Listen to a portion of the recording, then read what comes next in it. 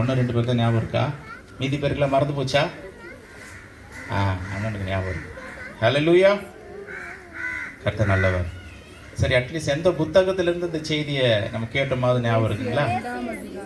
கொலோசியர் 2வது அதிகாரத்திலிருந்து இந்த செய்தியை நம்ம கேட்டோம். விசேஷமாக அந்த பகுதியிலிருந்து நம்ம என்ன தியானித்தோம் அப்படின்னா, ஒரு கிறிஸ்தவனுடைய வாழ்க்கையில் தடையாக இருக்கக்கூடிய 2 காரியங்கள், 2 பகுதிகள் அப்படின்றத நம்ம பார்த்தோம். முதலாவது உலகத்தில் இருக்கிற காரியங்கள் அவன் கர்த்தருக்காய் எழும்பக்கூடாதபடிக்கு, வேறு கொண்டு எழும்பக்கூடாதபடிக்கு உலகத்தினுடைய காரியங்கள் அவனுடைய வாழ்க்கையில் தடையாக இருக்கிறத நம்ம பார்த்தோம் போன வாரத்தில். இந்த வாரத்தில் என்ன பார்க்க போகிறோம் அப்படின்னா, உலகத்தினுடைய காரியங்கள் மாத்திரமல்ல, சபையில் இருக்கக்கூடிய ஒரு சில காரியங்கள் கூட அவனுடைய வாழ்க்கையில் கர்த்தருக்காய் எழும்புவதற்கு தடையாக இருக்கிற காரியங்கள் இருக்கிறது என்று நாம் பார்க்க போகிறோம். அது மாத்திரமல்ல, சபையினுடைய காரியங்கள் மாத்திரமல்ல, குடும்பத்திலே இருக்கக்கூடிய சில காரியங்கள் கூட தேவனுடைய பிள்ளைகள் தேவனுக்கு எழும்பக்கூடாதபடிக்கு தடையாக இருக்கிறத நம்ம பார்க்கிறோம். அது என்னன்னா, உலகத்தினுடைய பாரம்பரியங்கள், மனிதர்களுடைய பாரம்பரியங்கள் தேவனுக்காய் எழும்பக்கூடாதபடிக்கு தடையாய் இருக்கிற காரியங்களாய் நம்ம அதை பார்க்கிறோம். அப்படிப்பட்ட காரியங்களை தான் இன்னைக்கு நம்ம தியானிக்க போகிறோம். அடுத்த வாரத்தில் ஒரு தொடர் போதனையாக குடும்ப வாழ்க்கையில் தேவனுடைய ஆசீர்வாதம் என்ற ஒரு தலைப்பில் ஒரு தொடர் போதனையாக அடுத்த வாரத்தில் தான் நம்ம பார்க்க போகிறோம். ஸோ அதனால் வீட்டில் இருக்கிற ஆண்கள் நிச்சயமாக சபை கூட்டத்தை தவற விடாமல் கலந்து கொள்ளும்படியாக அன்பாக கேட்டுக்கொள்கிறேன். தயவுசெய்து யாரும் அதை ஸ்கிப் பண்ண தேவையில்லை. சிலர் என்ன நினைக்கிறாங்க அப்படின்னா, சபைக்கு போவது ஒரு கல்யாணத்துக்கு போகிற மாதிரி ஆயிடுச்சு. வீட்டில் இருந்து ஒருத்தர் போனால் போதும், இன்னொருத்தர் வேறு வேலையை பார்க்கலான்ற மாதிரி அப்படி ஆகிடுது. அப்படி இல்லாமல் வீட்டில் இருக்கிற எல்லாருமே குடும்பமாக சபைக்கு தேவனுடைய வார்த்தையை கேட்டு கர்த்தருக்குள்ளே வளருவதற்கு நம்ம என்ன பண்ணணும்? முயற்சி செய்ய வேண்டும். வாரத்தில் ஞாயிற்றுக்கிழமை ரொம்ப ரொம்ப முக்கியமான நாள். சபை கூடி வருவதை சிலர் விட்டு விடுகிறது போல நீங்களும் விட்டு விடாதிருங்கள் என்று வேத வசனம். சபை கூடி வருவது என்ன பண்ணக்கூடாது? விட்டு விடக்கூடாது. ஹல்லேலூயா. அதுக்காக திங்கட்கிழமையிலேருந்து ஞாயிற்றுக்கிழமை வரைக்கும் எல்லா நாளும் வரணும் அப்படின்னு கிடையாது. ஹல்லேலூயா. ஆனால் ஞாயிற்றுக்கிழமை என்ன பண்ணக்கூடாது? சபை கூடி வருதில் விட்டு விடக்கூடாது. ஏன்னா நம்ம என்ன பண்ணணும்? படிக்கிற பிள்ளைகள் இருக்கிறாங்க, கல்லூரிக்கு போகிறவர்கள் இருக்கிறார்கள், வேலைக்கு போகிறவர்கள் இருக்கிறார்கள். வேலைக்கு போகிறவங்க என்ன பண்ணணும்? வேலைக்கு போயிட்டு அந்த வேலைகள்லாம் பார்த்தா தான் குடும்பத்தை என்ன பண்ண முடியும்? நடத்த முடியும். எல்லா நாளுமே சபைக்கு வந்தால் வேலைக்கு எப்போ போக முடியும்? சம்பாதிக்க முடியும், குடும்பத்தை பார்க்க முடியும். அப்படிப்பட்ட காரியங்களும் இருக்கிறது. நம்ம எல்லாவற்றையும் என்ன பண்ணணும்? கருத்தில் கொள்ள வேண்டும். ஹல்லேலூயா. ஆனாலும் ஞாயிற்றுக்கிழமையில் சபைக்கு வருவதை எக்காரணத்தை கொண்டு என்ன பண்ணக்கூடாது? நம்ம தவிர்க்கக்கூடாது. கர்த்தருடைய வார்த்தை வரும்பொழுது அதை கேட்டு நம்ம நடக்கும் பொழுது நம்முடைய குடும்பத்திலும் தனிப்பட்ட வாழ்க்கையிலும் ஆசீர்வாதங்கள் உண்டாகும் என்று நாம் அறிந்திருக்கிறோம். இப்பொழுது கூட நம்ம கொலோசியர் நிருபத்திற்கு நம்ம வேதத்தை திருப்பிக் கொள்ளலாம். கொலோசியர் 2வது அதிகாரம் 6வது வசனத்தை வாசிக்கிறோம்.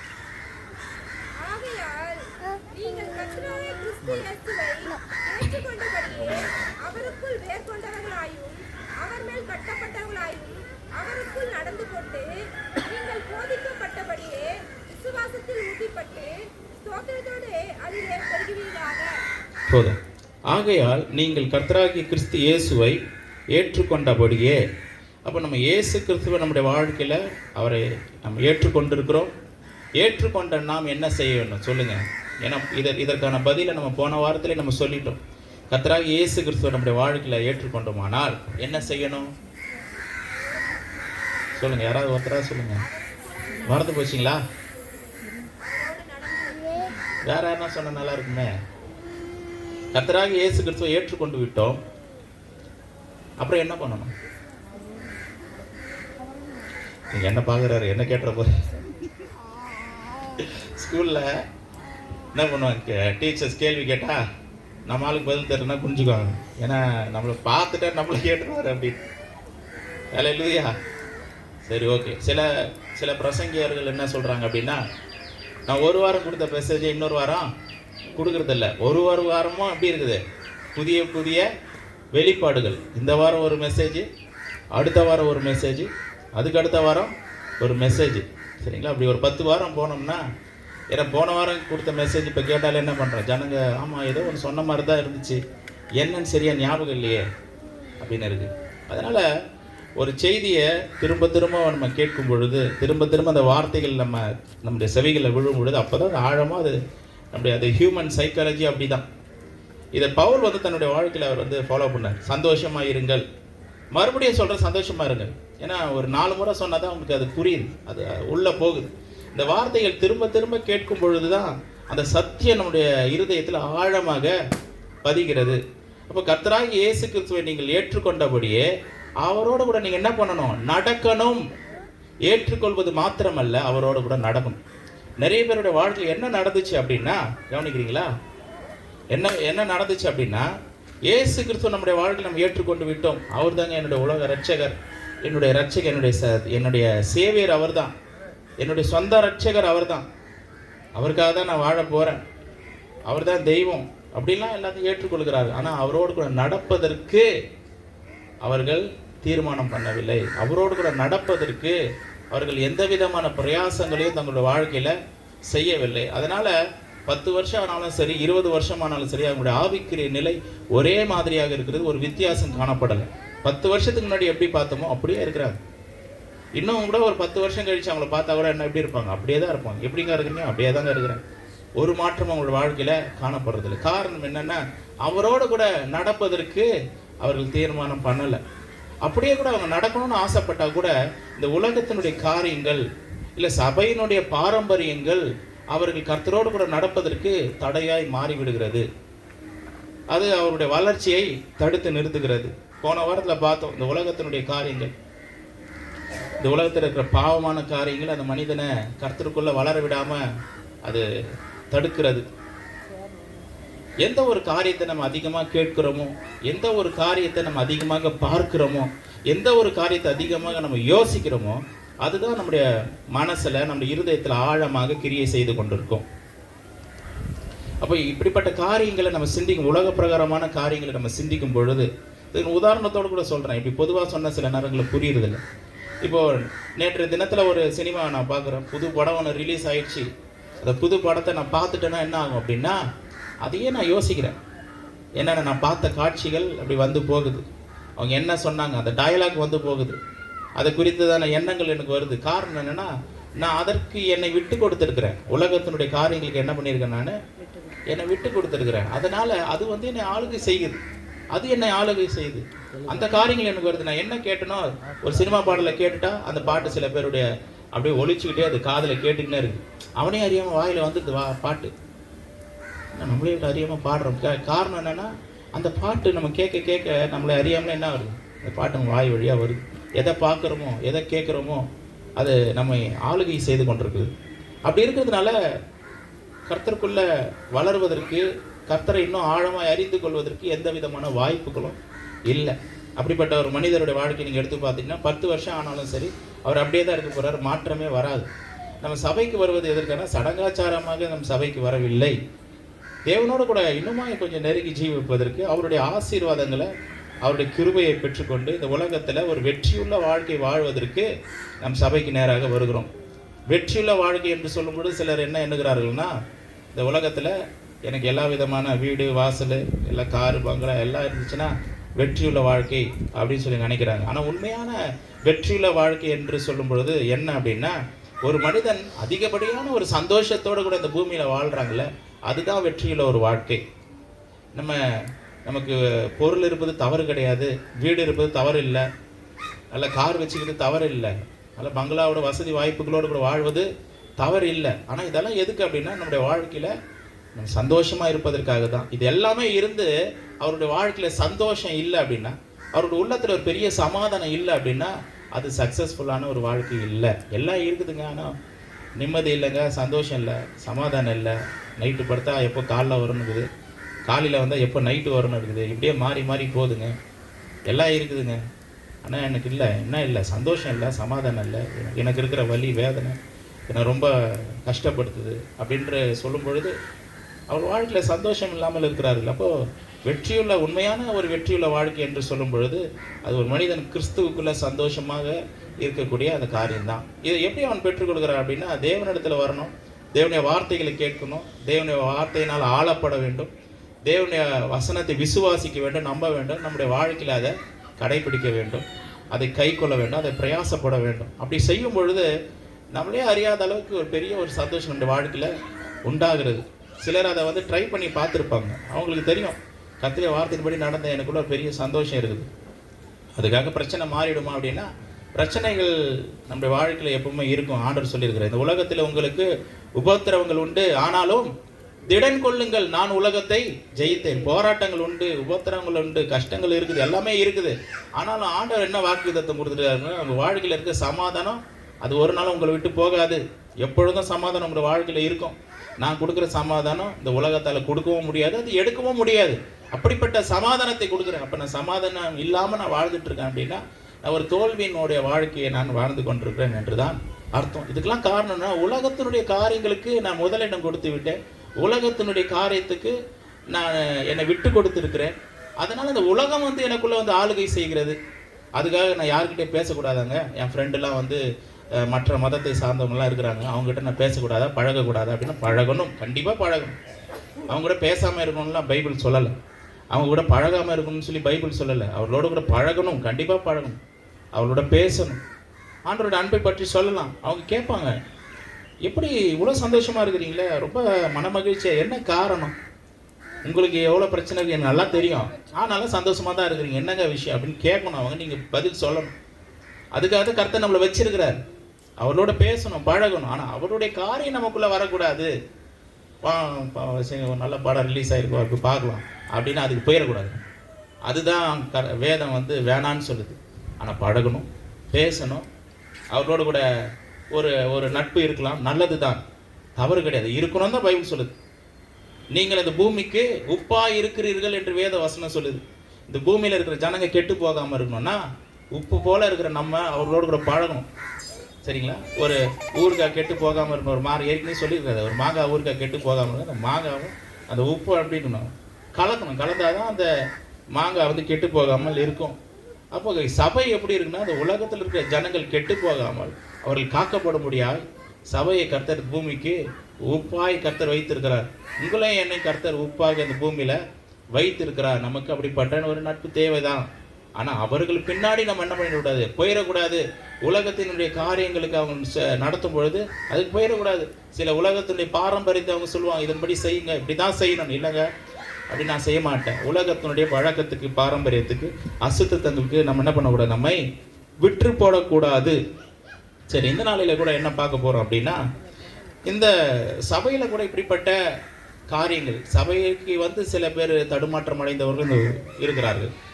உலகத்தில் இருந்த போது கூட கொஞ்சம் நல்லா தான் இருந்தாங்க, சபைக்கு வந்து தடுமாறின ஜனங்களும் இருக்கிறாங்க. அப்போ என்ன காரணம் அப்படின்னா, சபையிலும் சில விதமான பாரம்பரியமான காரியங்கள் சபையில் இருக்கிறத நம்ம வேதத்தின் மூலமாக அறிந்து கொள்கிறோம். ஒரு வசனத்தை நம்ம வாசிக்கலாம். 18வது வசனம், கொலோசியர் 2வது அதிகாரம் 18வது வசனத்தை நம்ம வாசிக்கலாம். கணுக்களாலும் கட்டுகளாலும் உதவி பெற்று இணைக்கப்பட்டு தேவ வளர்ச்சியாய் வளர்ந்து இருக்கிற சரீரம் முழுவதையும் ஆதரிக்கிற தலையை பற்றி கொள்ளாமல். அப்படின்னா என்ன சொல்லுதுன்னா, நம்ம கிறிஸ்துவனிடத்தில் வந்துட்டோம், நம்ம ரட்சிக்கப்பட்டுட்டோம், ஆண்டவராக இயேசு கிறிஸ்துவை நம்முடைய சொந்த ரட்சகராக நம்முடைய வாழ்க்கையில் ஏற்றுக்கொண்டு இருக்கிறோம். இனிமேல் நமக்கு நம்ம சென்டர் ஆஃப் லைஃப் வந்து யாருன்னா ஜீசஸ் கிரைஸ்ட் தான். நம்முடைய வாழ்க்கையினுடைய மையம் யாரு? இயேசு கிறிஸ்து. சிலருக்கு வந்து தங்களுடைய வாழ்க்கையினுடைய மையமே வேற ஒரு நபராக இருக்கிறாங்க. வேற ஒரு நபர், யாராவது ரொம்ப ஒரு ஃப்ரெண்டு வந்து அவங்களோட வாழ்க்கையினுடைய அவங்க தான் ஃபஸ்ட் அண்ட் பெஸ்ட் அப்படின்ற அந்த பிளேஸில் அவங்க இருக்கிறாங்க. அப்படி இருக்கிறவர்களுக்கு ஆவிக்குரிய வாழ்க்கையில் ஒரு பெரிய வளர்ச்சி நம்ம பார்க்க முடியாது. நம்ம ரட்சிக்கப்பட்ட பிள்ளைகளாக இருக்கிற அப்படின்னால நம்முடைய வாழ்க்கையில் ஃபஸ்ட் அண்ட் பெஸ்ட் பிளேஸ் வந்து நம்ம ஆண்டவராகிய இயேசு கிறிஸ்துக்கு தான். சில நேரங்களில் என்ன நடக்குதுன்னா, அவருக்கு கொடுக்க வேண்டிய அந்த ஸ்தானத்தையும் அந்த அந்தஸ்தையும் அந்த மரியாதையும் பயபக்தியும் கொடுக்கக்கூடாதுன்னு யாரும் நினைக்கல. அதை கொடுக்கக்கூடாதபடிக்கு தங்களுடைய வாழ்க்கையில் சில காரியங்கள் தடையாய் வந்து விடுகிறது. சில நேரங்களில் அது அவங்களே அதை அறியாமல் இருக்கிறாரு, அவங்களுக்கே அது தெரியல. அவங்களே அறியாமல் மற்ற காரியங்களுக்கு தங்களுடைய மனதையும் தங்களுடைய நேரத்தையும் தங்களுடைய எண்ணங்களையும் விட்டு கொடுத்து ஆண்டவருக்கு கொடுக்க வேண்டிய அந்த முக்கியமான ஸ்தானத்தையும் அந்த கனத்தையும் மகிமையும் கர்த்தருக்கு கொடுக்கக்கூடாதபடிக்கு அவர்கள் வழி விலகி செல்லுகிறார்கள். வசனம் என்ன சொல்லுதுன்னா, அவரை தான் பற்றி கொண்டிருக்கணும். இந்த சபை வந்து எப்படின்னா, இதை எப்படி வேதம் கற்றுக் கொடுக்குது அப்படின்னா, கிறிஸ்து வந்து தலையா இருக்கிறார். கிறிஸ்து தலையா இருக்கிறார். மீதி பகுதி எல்லாம் மீதி பகுதியெல்லாம் சபை. இந்த சபையில் ஒருத்தர் கையா இருப்பாங்க, சில பேர் வந்து காலா இருப்பாங்க, சில பேர் வந்து மூக்கா இருப்பாங்க, வாயா இருப்பாங்க, காதா இருப்பாங்க. சில பேர் சொன்னாங்க, ஒவ்வொருத்தருக்கும் ஆண்டவர் ஒவ்வொரு கிருபைகளை கர்த்தர் கொடுத்துருக்கிறார். மற்றவர்களை பார்த்து நம்ம பொறாமப்படணும்னு அவசியம் கிடையாது. இவங்கன்னா நல்லா பாடுறாங்களே, எனக்கு சரியா பாட்டு வரல, அப்படி கிடையாது. அவர் கர்த்தர் அவங்களை அதுக்காக வச்சிருக்கிறார். ஹல்லேலூயா. சில பேர் காதா இருப்பாங்க சபையில், சில பேர் வாயா இருப்பாங்க, சில பேர் மூக்கா இருப்பாங்க, சில பேர் இன்டர்னல் ஆர்கன்ஸ் மாதிரி இருப்பாங்க, அவங்க இருக்கிறதே தெரியாது.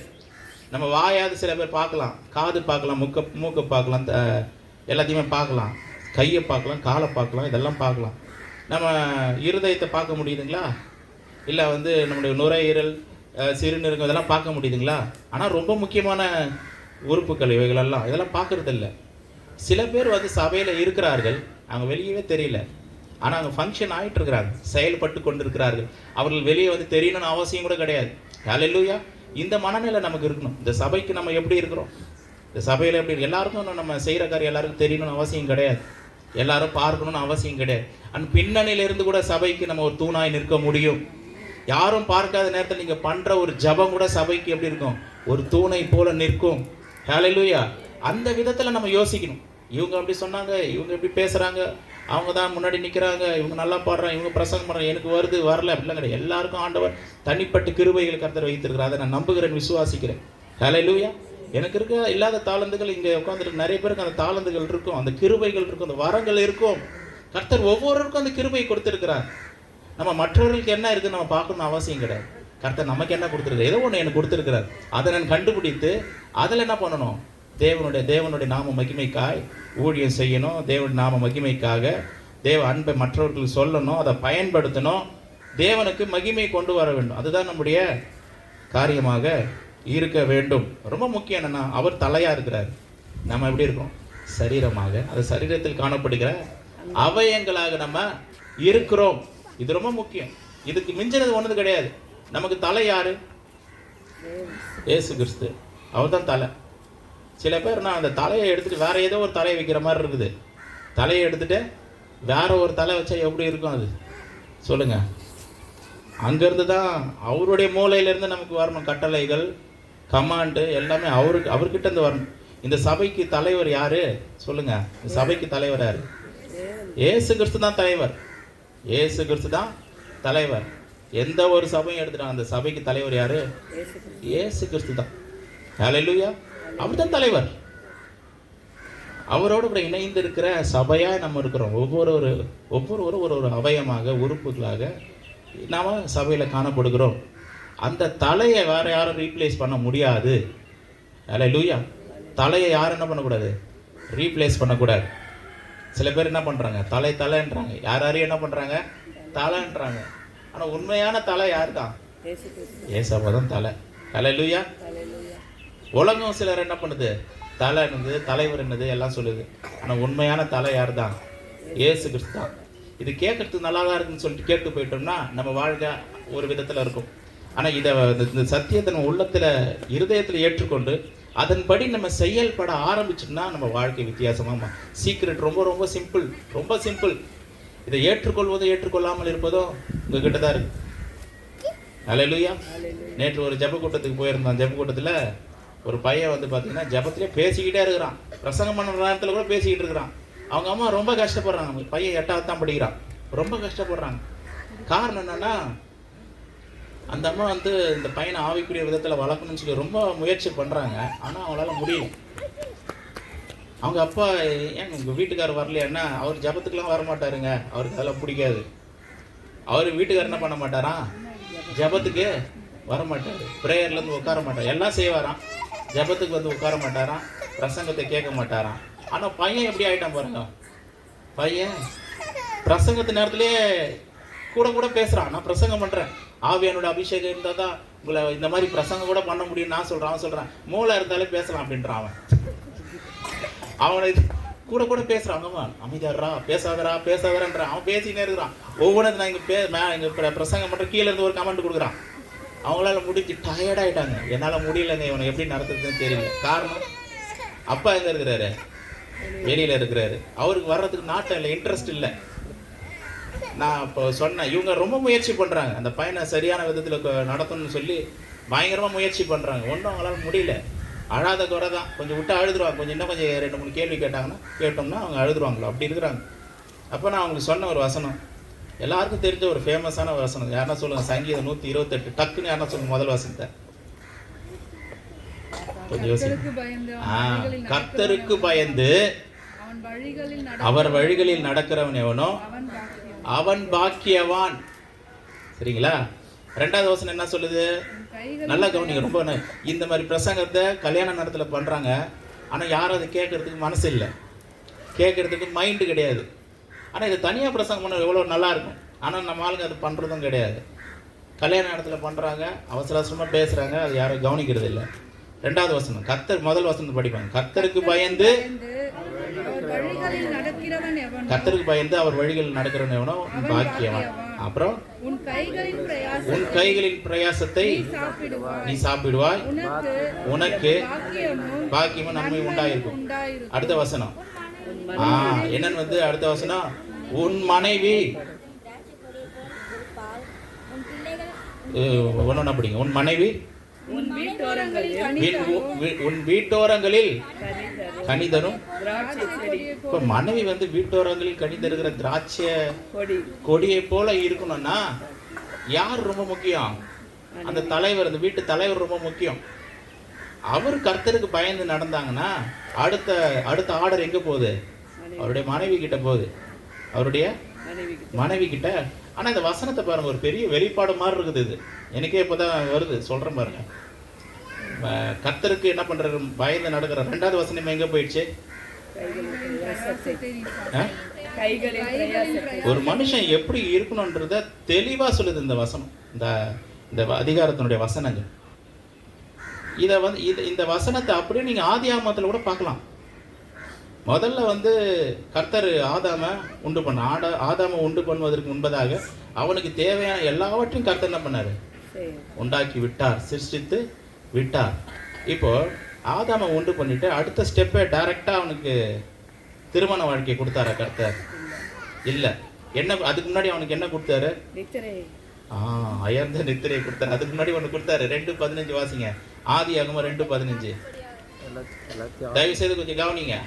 கவனிச்சாதான் நமக்கு புரியும். தேவனாகிய கர்த்தர், நல்லா கவனி. தேவனாகிய கர்த்தர் மனுஷனை ஏதேன் தோட்டத்தில் அழைத்து கொண்டு வந்து அதை பண்படுத்தவும் காக்கவும் வைத்தார். முதல்ல அவனுக்கு என்ன கொடுத்தார் ஆண்டவர்? கல்யாணத்துக்கு முன்னாடி என்ன கொடுத்தாரு? வேலையை கொடுத்தார். எதை கொடுத்தாரு? வேலை. அப்போ முதல்ல மனுஷன், 2வது என்னது? வேலை, அப்புறம் தான் திருமணம். கரெக்டுங்களா? அப்போ அந்த ஆர்டர் தான் கொடுக்குறாரு. சில பேர் என்ன பண்றாங்க, வேலையே இல்லாம கல்யாணம் பண்ணிடுறாங்க. பையனுடைய அப்பா அம்மா பேசுறாங்க, நாங்க பாத்துக்கிறோங்க, கல்யாணம் பண்ணி வச்சிங்கன்னா நாங்க பாத்துக்கிறோம், அவனுக்கு இப்போ வேலை இல்லை, வேலை கிடைச்சிடும், ஆனாலும் கல்யாணம் பண்ணி கொடுங்க, நாங்க தான் இருக்கிறோமே சப்போர்ட்டுக்கு அப்படின்னா ஆரம்பத்துலேருந்தே அது என்ன இருக்குது? குழப்பமாவே போயிடுது. அப்போ மனுஷனுக்கு என்ன தேவை? முதல்ல வேலை தேவை, அப்புறம் தான் என்ன தேவை? திருமணம் தேவை. இப்போ அந்த வசனத்தை வாசிங்களேன். அப்போ அந்த கர்த்தருக்கு பயந்து அவருடைய வழிகள் நடக்கிறவன் எவனோ அவன் பாக்கியவான். 2வது முதல்ல வேலை செய்யணும், வேலை செஞ்சு சம்பாதிக்கணும், நல்ல வருமானத்தை என்ன பண்ணணும்? ஈட்ட வேணும். அப்போதான் அந்த குடும்பத்தை என்ன பண்ண முடியும்? அவன் பார்க்க முடியும், கவனிக்க முடியும். வேலை ரொம்ப முக்கியம். ஹல்லேலூயா. 3வது ஒரு காரியம், ஆமா, அவங்க மனைவி எப்படிப்பட்டவங்களா இருப்பாங்க? அவர் முதல்ல கர்த்தருக்கு பயந்தவராய் காணப்பட வேண்டும். அவர் பயந்தவரா இருந்தா இவங்க எப்படி இருப்பாங்க? கனி தரும் திராட்சை கொடியை போல இருப்பாங்க. அடுத்த வசனம் வாசிங்க. உன் பிள்ளைகள் உன் பந்தியை சுற்றிலும் இருக்கிற ஒலிவ மர கன்றுகளை போல இருப்பார்கள். பாருங்க, அந்த பையன் நேற்று பண்ண பிரச்சனை எனக்கே ஒரு மாதிரி ஆயிடுச்சு. அது மாதிரி இருந்தது. ஐயோ, ஒரு 5 நிமிஷத்துல அந்த 5-10 நிமிஷத்துல அவ்வளோ பிரச்சனை பண்ணிட்டான். அவனால உட்கார முடியல. முட்டி போட சொன்னா அவனை முட்டி போட மாட்டான். இத்தனைக்கும் கிறிஸ்தவ குடும்பம். பாதியில ரட்சிக்கப்பட்டவங்களாம் இல்லை, தலைமுறையா கிறிஸ்தவ குடும்பம். அவனால முட்டி போட முடியல, அவனால ஜெபிக்க முடியல. எப்போ முடிப்பான்னு துடிக்கிறான். இந்த ஜெபம் எப்போ முடியும்னு. சரி பரவாயில்லடா, இந்த வாரம் வந்துட்ட, கண்டிப்பாக அடுத்த மாதம் வந்துடு, வந்தாதானே. ஆனால் சொல்கிறான் வந்தாதானேன்றான். எப்படி பேசுகிறான் பாருங்க. இப்போது நான் யோசித்தேன், அப்போது என்ன பிரச்சனை அப்படின்னா, அப்பா என்ன பண்ண மாட்டாரா, ஜபத்துக்கு வரமாட்டார், அவருக்கு பிடிக்காது, அதெல்லாம் அவருக்கு பிடிக்காதுங்க, அதெல்லாம் விரும்ப மாட்டார். நீங்கள் வேணால் ஜபத்துக்கு போயிட்டு வாங்க, ப்ரேயருக்கு போயிட்டு வாங்க, நான் வரமாட்டேன். ஆனால் குடும்பத்தில் எவ்வளோ போராட்டம் பாருங்க, எவ்வளோ பிரச்சனை. அழாத குறையாக இருக்கிறாங்க, அழாத குறையாக இருக்கிறாங்க. காரணம் என்னென்னா, இந்த குடும்பத்தினுடைய தலைவர் கர்த்தருக்கு பயந்து நடக்கும் பொழுது அந்த குடும்பம் எவ்வளோ ஆசீர்வதிக்கப்பட்ட குடும்பமாக இருக்குது. ஒரு குடும்பத்துக்கு தலைவன் யார் தான்? அந்த புருஷன் தான் அந்த குடும்பத்துக்கு தலைவனாக இருக்குது. அதே போல் சபைக்கு தலைவராக யார் இருக்கிறது அப்படின்னா, நம்முடைய ஆண்டவராகிய இயேசு கிறிஸ்து தான் சபைக்கு தலைவராக இருக்கிறார். அவர் தலைவராகவே இருக்கணும். ஹல்லேலூயா. அதை மாற்றணும் அப்படின்னா, அதுக்கு அந்த முக்கியத்துவத்தை வேற யாருக்கு கொடுத்தோம் அப்படின்னா, குடும்பத்தில் பிரச்சனை காணப்படும், சபையிலே பிரச்சனைகள் காணப்படும். அதை ரீப்ளேஸ் பண்ணுறதுக்கு நம்ம என்ன பண்ணக்கூடாது, விடக்கூடாது. 19வது வசனம், மாயமான தாழ்மையிலும் தேவ தூதர்களுக்கு செய்யும் ஆராதனையும் விருப்பமுற்று. அதாவது 19வது வசனத்தில் தலையை அதை பற்றி கொள்ளாமல் 19வது வசனம் அப்படி தொடங்குது. மாயமான தாழ்மை. நிறைய பேருடைய வாழ்க்கையில் ஒரு மாயமான தாழ்மை காணப்படுகிறது. மாயம்னா என்னன்னா, மாயமாலம் வார்த்தை என்னது, மாயமாலம். மாயமாலம்னா என்ன அப்படின்னா, நடிக்கிறது, ஆக்டிங். ரொம்ப ஆக்ட் பண்ணாதப்பா, உன்னுடைய ஆக்டிங்கில் எங்களுக்கு நல்லா தெரியும் அப்படின்னு சொல்கிறாங்களா இல்லையா? அதுதான் ஆண்டவர் நிறைய பிரசங்கம் எதுக்காக பண்ணார் தெரியுங்களா? மாயமாலத்துக்கு தான் பிரசங்கமே பண்ணார். மாயக்காரரே, பரிசேயரே அப்படின்னு சொல்லி மாயமாலத்தை குறித்து கண்டித்து பயங்கரமாக பேசுகிறார். அதை அவர் ரொம்ப வெறுத்தார். பழைய ஏற்பாட்டை விட நீங்கள் பார்த்தீங்கன்னா மாயமாலத்தை குறித்து ரொம்ப பெருசாக அதில் ஒன்றும் இல்லை. ஆனால் இயேசு கிறிஸ்து வந்தபோது மாயமாலத்தை குறித்து ஒவ்வொன்றத்தையும் சொல்கிறார். எப்படி நீ நடிக்கிறீங்கன்னு சொல்கிறாரு. மாயக்காரரே அப்படின்னா நடிக்கிறவர்களேன்றார்.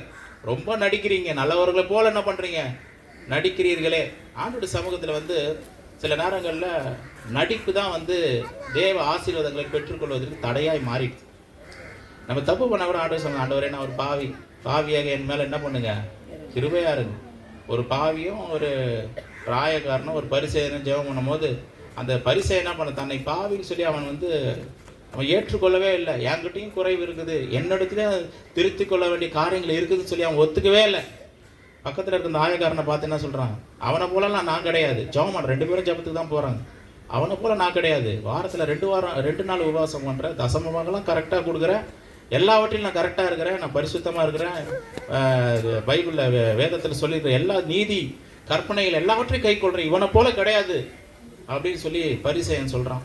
இப்போ அந்த ஆயக்காரன் என்ன சொல்கிறேன்னா, ஆண்டவரே நான் பாவியாக என் மேலே கிருபையாக இருங்க. தன்னை பாவி என்று சொல்கிறான். அவன் கரெக்டுன்னு சொல்லி என்ன பண்ணல, சொல்லலை. இவன் நடிக்கிறான், அவன் என்ன பண்ணுறான், தன்னை தாழ்த்துறான், பாவின்னு ஒத்துக்கிறான். சில நேரங்களில் நம்ம எவ்வளோதான் தப்பு பண்ணாலும், எவ்வளோதான் கடவுளுக்கு பிரியமில்லாத காரியங்களை செஞ்சாலும் எதுவுமே செய்யாமல் போல உட்காந்துட்டு இருக்கணும். நம்ம எதுவுமே, அதுதான் பெரிய தடையாக இருக்கிறதே. நம்பர் 1 தடையாக தான். ஆண்டவரே என்னோட இடத்துல குறைவு இருக்குது, என்ன பண்ணீங்க. அதாவது நான் ஒரு பாவின்னு சொல்லி ஒத்துக்கொள்ளும் போது தான் ஏசப்பா எனக்கு தேவைன்றதே நான் உணர்கிறேன். எனக்குள்ளே பாவம் இருக்குது, நான் ஒரு பொய் சொல்லிட்டேன், என்னால் அந்த பொய் சொல்கிறத மாற்றிக்கொள்ள முடியல, நான் செய்கிற அந்த தவறை என்னால் மாற்றிக்கொள்ள முடியல, நான் எவ்வளோ முயற்சி பண்ணிட்டேன், என்னால் முடியல. ஆனாலும் ஆண்டவராகிய இயேசு கிறிஸ்து சகல பாவங்களையும் நீக்கி கழுவி சுத்திகரிக்கிறது மாத்திரமல்ல, நம்முடைய அடிமைத்தனத்திலிருந்து அவர் விடுதலை கொடுக்கிறார். கொள்ளாத பாவ பழக்க வழக்கங்களிலிருந்து அவர் விடுதலை கொடுக்கிறார். அதுக்கு முதலாவது என்ன தெரியுங்களா, அந்த மாயமாலத்தை நம்ம விட்டு அகற்றணும். ஆண்டவரே என்னிடத்துல குறைவு இருக்கிறது, என்னிடத்துல பாவம் இருக்குது, ஏசப்பா என்ன மன்னிங்க. முதல்ல நான் ஒரு பாவின்றதை நான் உணர்ந்தேன் அப்படின்னா மற்றவங்க செய்கிற தப்பு கூட எனக்கு பெருசாக தெரியாது. மற்றவர் செய்கிற பாவமோ காரியங்கள் தவறுகளும் என்னோடய வாழ்க்கையில் பெருசாக தெரியாது. மற்றவர்களை முன்னையே குற்றவாளி என்று தீர்க்கப்படாது, மற்றவர்களை என்ன பண்ணாது, நீ குற்றவாளி என்று தீர்க்காத. நம்மிடத்துல குறைவு இருக்குதே, நாமும் சரி செய்து கொள்ள வேண்டிய காரியங்கள் நம்முடைய வாழ்க்கையிலும் இருக்குது. அதனால் நம்ம மற்றவர்களை குறைத்து மதிப்பிடணும்னு அவசியம் கிடையாது. மற்றவங்களை ஒரு மாதிரி பார்த்தாலே அதுவே ஒரு பாவம் தான். இவங்களெல்லாம் ஒன்றும் தெரியாது, எனக்கு தான் எல்லாம் தெரியும் அப்படின்னு பார்த்தாலே, அப்படி பார்க்குற பார்வையே ஒரு பாவம் தான். என்னிடத்துலையும் குறைவு இருக்குது, அவரிடத்துலையும் குறைவு இருக்குது. கிறிஸ்து என்னை ஏற்றுக்கொண்டிருக்கிறார், அவர்களையும் கிறிஸ்து ஏற்றுக்கொண்டிருக்கிறார். அப்படிப்பட்ட ஒரு உள்ளத்தோடு கூட நம்ம இருக்கும் பொழுது கர்த்தர் நம்ம கிருபை கொடுக்குறார். அல்லேலூயா. தன்னைத்தான் தாழ்த்துறவர்களுக்கு கர்த்தர் என்ன பண்றாரு? தாழ்மை உள்ளவர்களுக்கும் கிருபை அளிக்கிறார். மற்றவர்கள் காட்டில எந்த விதத்துல நம்ம உயர்ந்தவர்கள் அல்ல. 2 பேர் இருக்கிறாங்கன்னா அவரை காட்டில நாங்கள் பெஸ்ட்டுங்க, பெட்டருங்கன்னு நம்ம சொல்றதுக்கு இல்லை. எல்லாரும் பாவம் செய்து தேவ மகிமையற்றவர்களா மாறினோம். எல்லாரிடத்துல பாவம் இருக்குது இல்லைங்க. அவர் செஞ்சு ரொம்ப தப்புங்க. அதாவது அன்பான விதத்துல ஒருத்தர் அணுகிறதுன்றது வேற. தவறு செஞ்சிருக்கிறாரு, அவர்கிட்ட பேசலாம், சில காரியங்களை புரிய வைக்கலாம் அப்படின்றது, அது அந்த அப்ரோச் வேற. பேசலாம், தப்பு இல்லை, அவருடைய தவறு சுட்டி காட்டலாம், பேசலாம். காரணம் என்ன? அவர் நல்லவராக மாறிடணும். மற்றவர்கள் அவரை வந்து குறை சொல்கிற அளவுக்கு அவர் இருக்கக்கூடாது. அவருடைய காரியங்கள் எல்லாம் மாறணும், சரி செய்யணும் அப்படின்னு பேசுறது தப்பு இல்லை. ஆனால் சிலரை வந்து குற்றவாளிகளாய் நிறுத்துவதற்கு நம்ம பெரிய ஒரு நியாயாதிபதியை போல இருந்து அவர் குற்றப்படுத்தி அவர் செஞ்சு தப்புன்னு சொல்லி 4 பேருக்கு எக்ஸ்போஸ் பண்ணி அவர் ஒரு ஒன்றும் இல்லாமல் பண்ணிட்டோம் அப்படின்னா கர்த்தர் பார்க்குறாரு, நீயும் அதே போல் தப்பை உன்னுடைய வாழ்க்கையில் நீ செஞ்சிருக்கிறியன்ற. அல்லேலூயா. நம்முடைய பாவங்களை நம்ம அது உணர்ந்து, ஆண்டவர் நானே ஒரு பாவி தானே, என்னுடைய வாழ்க்கையில் குறைவுகள் இருக்குது, நான் யாரையும் குறை சொல்கிறதுக்கு இல்லை, என்ன பண்ணிங்க, மற்றவர்களுக்கும் நீங்கள் என்ன பண்ணுங்கள், உதவி செய்யுங்க. அவருடைய தவறான காரியங்களுக்கு வெளியே வர்றது அவங்களுக்கு உதவி செய்யுங்க. அப்படி ஒரு மனப்பான்மை நமக்குள்ளே இருந்துச்சுன்னா தேவனுடைய ஆசீர்வாதம் கிருபையும் நம்மளை சூழ்ந்து கொள்ளும். அல்லேலூயா. அப்படிப்பட்ட எண்ணங்கள் நமக்கு நிச்சயமாக உண்டாயிருக்கும். அப்போ அந்த காலத்தில் இயேசு கிறிஸ்து வாழ்ந்த காலத்தில் மாயமான தாழ்மை என்று அவர் சொல்லப்பட்டிருக்குது. மாயமான தாழ்மைன்னா சில பேர் இதை வந்து நம்ம புரிஞ்சுக்கணும்னா நம்ம மத்தேயு சுவிசேஷ புத்தகத்துக்கு வரலாம். மத்தேயு 6வது அதிகாரம்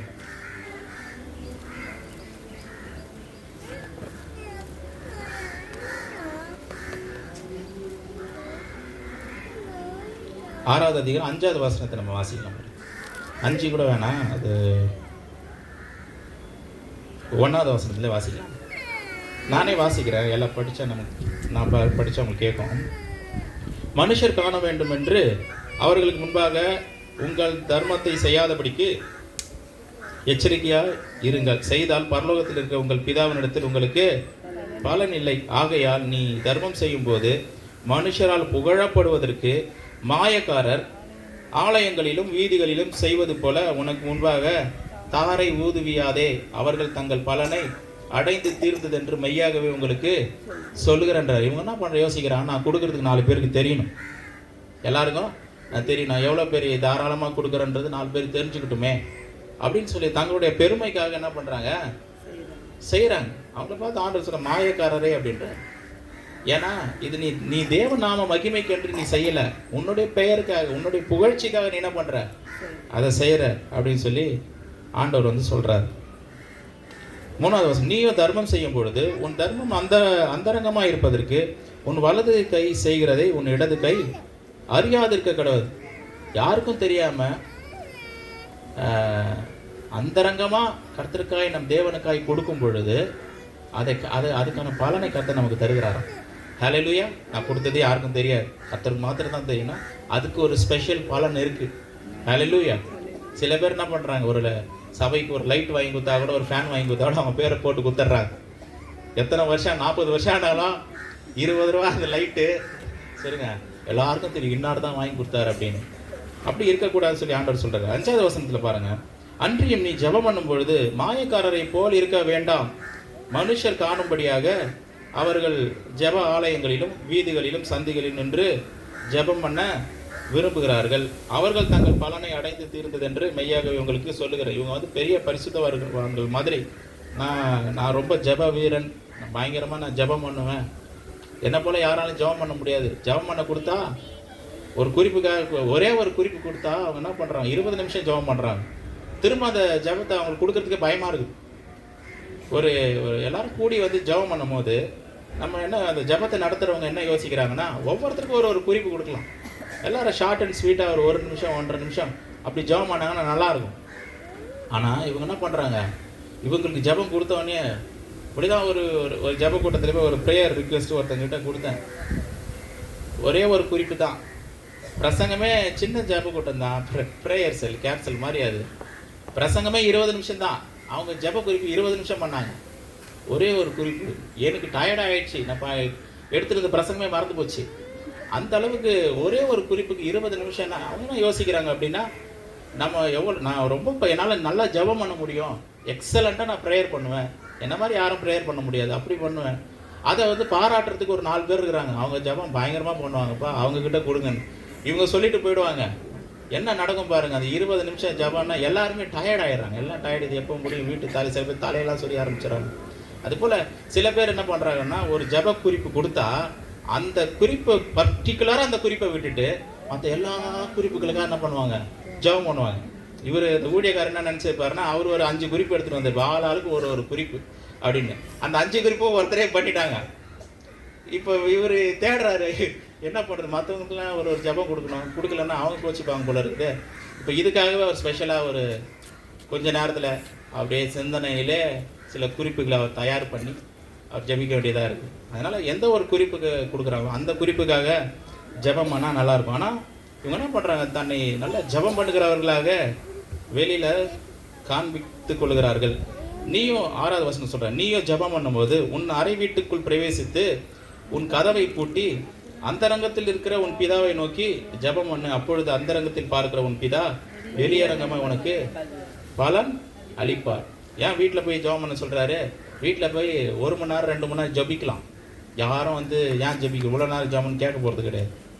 அதுக்கான ஸ்பெஷல் டைமும் இருக்குது நமக்கு. காலையில் ஜெபிக்கலாங்களா? சரிங்க, எத்தனை பேர் இன்னைக்கு காலையில் ஜெபிச்சுட்டு வந்தீங்க? ஒரு 1/2 மணி நேரம் ஜெபிச்சுட்டு வந்தாங்கன்னு சொல்கிறீங்களா? என்ன இருக்கீங்களா? ஹல்லேலூயா. நம்ம சபையில் விசுவாசிகள் அப்படி இருக்கிறாங்கல்ல, காலையில் ஜெபித்து விட்டு வருகிறேன். அப்போ காலை ஸ்பெஷல் டைம் இருக்குது. யாரும் வந்து ஜெபிக்காதுன்னு சொல்ல போகிறது இல்லை. எப்படி கொடுமையான வீட்டுக்காரர் கூட என்ன பண்ண போகிறது கிடையாது, ஜெபம் பண்ணாது, அதெல்லாம் பண்ணக்கூடாது அப்படிலாம் சொல்ல போகிறது கிடையாது. காலையில் ஜெபம் பண்ணலாம், இரவு நேரத்தில் என்ன பண்ணலாம், ஜெபிக்கலாம். 1 மணி நேரம் ஜெபிக்கலாம், 2 மணி நேரம் ஜெபிக்கலாம், யாரும் வந்து தடை சொல்ல. ஆனால் இவங்க என்ன பண்ணுற, பர்டிகுலராக அதை பண்ணுறது கிடையாது. வீட்டில் தனி ஜெபம் பண்ணுறது இல்லை. ஆனால் மற்றவங்களுக்கு முன்பதாக ஒரு ஜெப வீரரை போல் என்ன பண்ணுறாங்க, காட்டிக்கொள்வதற்கு எல்லா விதமான முயற்சியும் அவர் எடுக்கிறாரு. ஆனால் ஆண்டவர் சொல்கிறாரு, அந்தரங்கத்தில் ஜெபம் பண்ணு, கர்த்தர் வெளியரங்கமாக உனக்கு பலன் அளிப்பார். அது மாத்திரமல்ல, 16வது வசனத்தில் பார்த்தீங்கன்னா, நீங்கள் உபவாசிக்கும் போது மாயக்காரரை போல. இதெல்லாம் எதுக்கு சொல்கிறேன்னா, ஏதோ ஒரு மனுஷன் பண்ணுற தப்பு மாத்திரம் அல்ல, இது நிமித்தம் மற்றவர்களும் இடர்கள் அடைகிறார்கள். இது நிமித்தமாக மற்ற விசுவாசிகள் தேவன் செய்ய சொல்லாத காரியங்களை மற்றவர்கள் செய்யும்போது எல்லாரும் இடர்கள் அடைகிறார்கள். எல்லாருக்கும் அது கஷ்டமாக போயிடுது, சபை வளர்ச்சி அடைவதற்கு தடையாய் மாறிவிடுது. இதெல்லாம் நம்ம ரொம்ப ஃப்ரீக்வெண்ட்டாக பார்க்குறோம். இதெல்லாம் கர்த்தர் சொன்னது. ஒரு சபை எப்படி இருக்கணும், ஒரு விசுவாசி எப்படி இருக்கணும், இதெல்லாம் தெளிவாக அவர் சொன்னது தான். இதெல்லாம் அப்படியே ஆப்போசிட்டாக பண்ணுறதுனால சபையில் பலவிதமான பிரச்சனைகள், வளர்ச்சி அடைவதில்லை. ஒருத்தருக்கு ஒருத்தர் என்ன பண்ணுறாங்க, சண்டை வந்தது, வாக்குவாதங்கள் உண்டாயிடுது, பிரச்சனைகள் வந்தது. காரணம் இதை கவனிக்கிறது கிடையாது. 16வது வசனம், நீங்கள் உபவாசிக்கும் போது மாயக்காரரை போல முகவாடலாய் இராதேயுங்கள். அவர்கள் உபவாசிக்கிறதை மனுஷர் காணும் பொருட்டாக தங்கள் முகங்களை வாட பண்ணுகிறார்கள். அவர்கள் தங்கள் பலனை அடைந்து தீர்ந்ததென்று மெய்யாகவே உங்களுக்கு சொல்லுகிறேன். ஆண்டவர் சொல்ற, உபவாசம் எப்படி இருக்கணும்னு சொல்லி ஆண்டவர் சொல்ற. நீயோ உபவாசிக்கும் போது அந்த உபவாசம் மனுஷர்களுக்கு காணப்படாமல் அந்த ரங்கத்தில் இருக்கிற உன் பிதாவுக்கே காணப்படும்படியாக உன் தலைக்கு எண்ணெய் பூசி உன் முகத்தை கழுவு. அப்பொழுது அந்த ரங்கத்தில் பார்க்கிற உன் பிதா உனக்கு வெளியரங்கமாய் பலன் அளிப்பார். என்ன சொல்றாரு அப்படின்னா, உபவாசம் பண்ணும் போது கூட எல்லாருக்கும் சொல்லிட்டு இருக்காத, நீ பண்ற உபவாசம் எல்லாருக்கும் நான் ஏன் சொல்ல போறோம், நாங்க உபவாசம் இருந்தா தானே. சிலருடைய இது அப்படிதான், உபவாசம் இருந்தா தானே நாங்க போய் சொல்ல போறோம், நாங்க தான் உபவாசம். ஆர்டர் சொல்றாரு, நீ உபவாசிக்கும் போது அப்படின்னா என்ன, உபவாசிக்க வேண்டும். சபை நிச்சயமாக என்ன பண்ணணும், உபவாசிக்க வேண்டும்.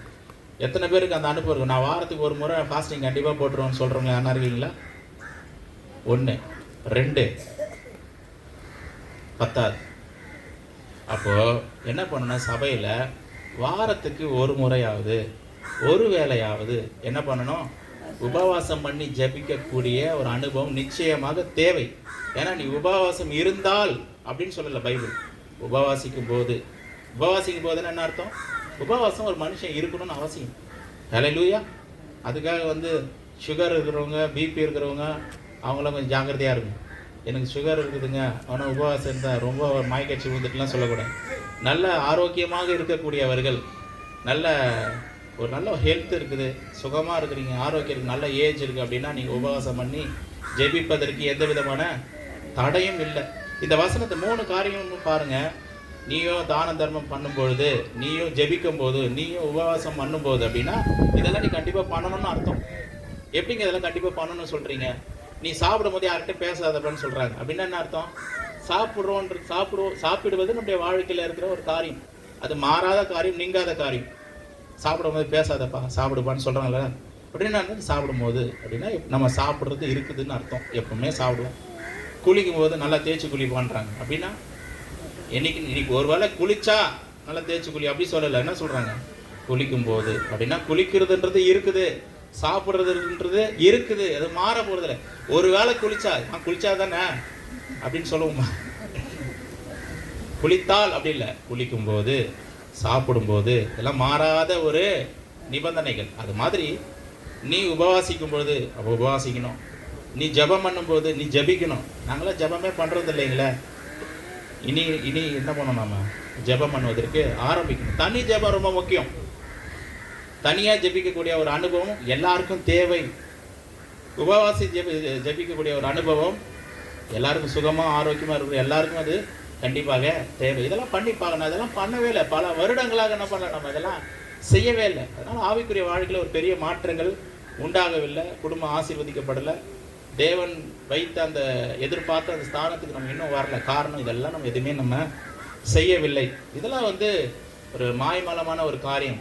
மனுஷன் பார்க்கறதுக்காக நான் என்ன பண்ணுறேன்? ஜெபம் பண்ணுறேன். மனுஷன் பார்க்கறதுக்காக நான் தான தர்மங்களை பண்ணுறேன். மனுஷன் பார்க்கறதுக்காக உபவாசம் பண்ணுறேன். இன்னொரு காரியம், இதெல்லாம் சபையில் நடக்கிற காரியம். இதெல்லாம் நீங்க வேண்டும். அதுக்கு தான் இவ்வளோ பிரசங்கம் பண்ணிட்டு இருக்கோம். இன்னொரு காரியம் இருக்குது சபையில். என்ன காரியம் அப்படின்னா, ஒரு வாசகத்தை சொல்றேன். யோவான் 7வது அதிகாரம் 24-25 வசனத்தை வாசிக்கிறேன். யோவான் 7வது அதிகாரம்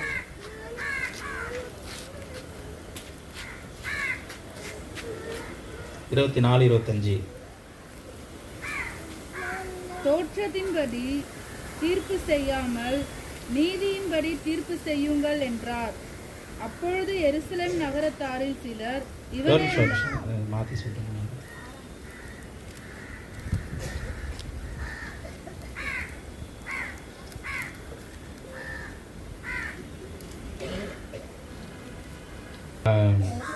இயேசு கிறிஸ்து தம்முடைய ரெஃபரன்ஸ் நீங்கள் வீட்டில் படிங்க, உங்களுக்கு தெரிஞ்ச காரியம் தான். நான் இதில் எழுதி வைக்கல. சரி, ஓகே.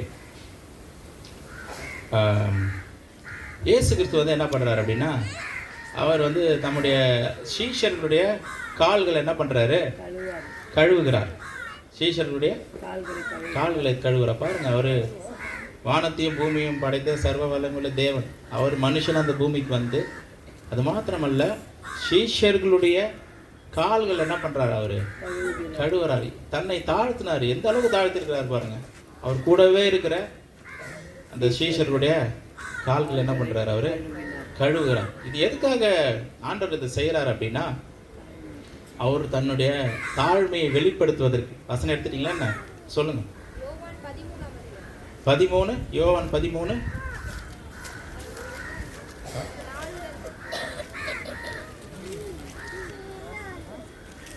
13-14. சாரி, நான் எழுதி வச்சிருக்கேன், பென்சில் தெரியல. யோவான் 13-14 எழுதியிருக்கேன். ஓகே. ஆண்டவரும் போதகருமாகிய நானே உங்கள் கால்களை கழுவினதுண்டானால் நீங்களும் ஒருவருடைய கால்களை ஒருவர் கழுவ கடவீர்கள். ஆண்டவரும் போதகருமாகிய நானே உங்கள் கால்களை கழுவினதுண்டானால் நீங்களும் ஒருவருடைய கால்களை ஒருவர் கழுவ கடவீர். 2 நிமிஷம் முடிச்சிடறேன், டைம் ஆயிடுச்சு. 2 நிமிஷம் முடிச்சிடறேன். ஆண்டவர் சொல்றாருன்னா, நானே ஆண்டவர்ன்றாரு. ஆண்டவரும் போதகருமாகிய நானே உங்கள் கால்களை கழுவினது உண்டானால் நீங்களும் ஒருவருடைய கால்களை ஒருவர் கழுவ கடவீர்கள். ஸோ இந்த வசனத்தை வச்சுதான் என்ன பண்றாங்க, நிறைய சபைகளில் என்ன பண்றாங்க, திருவிருந்து கொடுக்கும் பொழுது ஒருவருடைய கால்களை ஒருவர் என்ன பண்றாங்க, கழுவுகிறார்கள். அதுவே பெரிய ஒரு பிரச்சனையா, ஒரு பெரிய போராட்டமாக சபைகளில் மாறிவிடுகிறது. என்ன பண்றாங்க அப்படின்னா, அவங்களுக்கான ஜோடி என்ன பண்றாங்க, அவங்களே செலக்ட் பண்ணிக்கிறாங்க. முன்னாடியே ப்ரீட் பண்ண, நீ என்ன பண்ற, எனக்கு என்னுடைய காலை நீ கழுவு, உன்னுடைய காலை நான் கழுவுறேன், நம்மலாம் ஒரு செட்டு, நம்ம ஒரு டீமு. ஜோடி ஜோடாக என்ன பண்ணிடுறாங்க, தனித்தனியாக போயிடுறாங்க. எப்படி இருக்கு ஆண்டவர் இது வந்து எதுக்கு சொன்னார், ஆனால் இவங்க எதுக்காக செய்கிறாங்க, இவங்களே என்ன பண்ணுறாங்க, ஒரு ஜோடியை செட் பண்ணிட்டாங்க. முன்னாடியே பிளான், வீட்லேயே ஃபோனு, நாளைக்கு கால்களை கழுவி திருவிருந்து ஆராதனை, அதனால் நம்ம 2 பேர் தான் சரியா, யாரும் இதில் சேரக்கூடாது அப்படின்னு சொல்லி இவங்களே தீர்மானம் பண்ணி எல்லாமே ரெடி பண்ணிட்டு வந்துட்டாங்க. ஆனால் ஆண்டவர் வந்து இது ஒரு சடங்காச்சாரமாக செய்யணும்னு சொல்லி கருத்து என்ன பண்ணல, சொல்லவில்லை. எதுக்காக சொன்னார் அப்படின்னா, ஒருவருடைய கால்களை ஒருவர் என்ன பண்ணுங்க, கழுவுங்க. அப்படின்னா என்கிட்டையும் குறைவு இருக்குது, மூழ்கினவன் முழுவதுமாக சுத்தமாக இருக்கிறான், ஆனால் அவன் காலை மட்டும் கழுவணும்.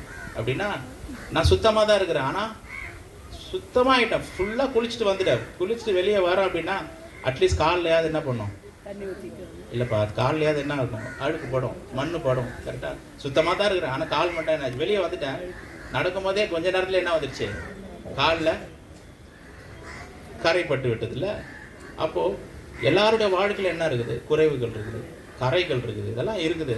ஆண்டவர் என்ன சொல்கிறாரு, மற்றவங்களுடைய சின்ன குறை என்ன பண்ணு, அதை கழுவணும், அதை தீர்றதுக்கு நீ வழி பார்க்கணும். அதை பெருசாக்கி பார்த்தீங்களா எவ்வளோ பெரிய குறை இருக்குது, இது வந்து பாருங்கள் உங்களுக்கு விஷயம் தெரியாதா, அப்படி பெருசாக பேசி அதை பூதாகரமாக அதை மாற்றக்கூடாது. ஹல்லேலூயா.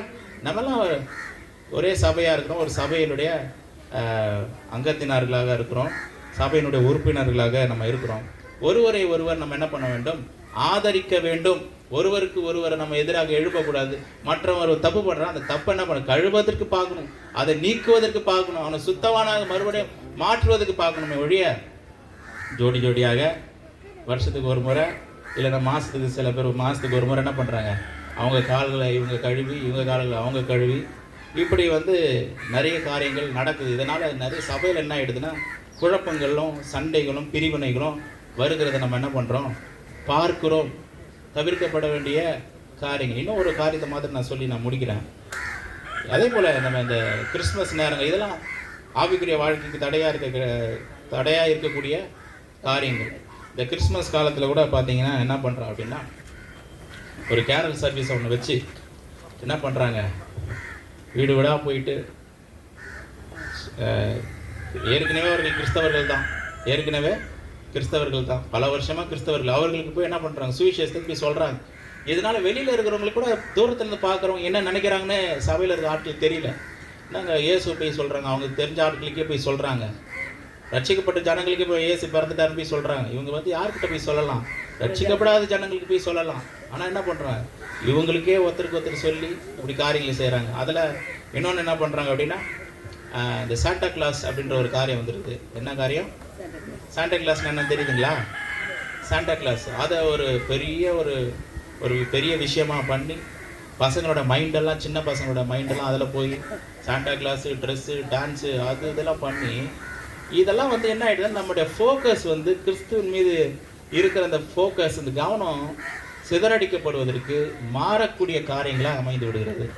அவர் மேலே இருக்கிற ஃபோக்கஸ், ஒரு மாதம் மட்டும் நான் இயேசுவை மறந்துடுறேங்க, ஃபுல்லாக சாண்டா கிளாஸ் தான், கேரல் சர்வீஸ் தான், இப்படியே சுற்றி போய் எல்லாம் பண்ணி ஆண்டவரோடு கூட இருக்கிற அந்த உறவு, அவங்க ஜெப நேரமே ஸ்பாயில் ஆகிடும். நல்லா ஜெபம் பண்ணுவாங்க, வா கேரல் போகலாம், காலையிலேருந்து ஈவினிங்லேருந்து நைட் விடிகாத்தால் வரைக்கும் என்ன பண்ணுறாங்க, போய் சுற்றி ஜெபம் பண்ணுறது கிடையாது, கரெக்டாக தேடுறதில்ல, வேத வாசிக்கிறது கிடையாது. அது கட்டாயிடுது. அதை பற்றி கொண்டுரு, தலையை நீ என்ன பண்ணு, பற்றி கொண்டுரு, அதுலேருந்து பின்வாங்காத, உன் ஜெப நேரத்தை இழந்து போகாத, நீங்கள் உன்னுடைய வேத தியானத்தை என்ன பண்ணாத, விட்டுடாத, தேவனை உறுதியாய் பற்றிக்கொள்.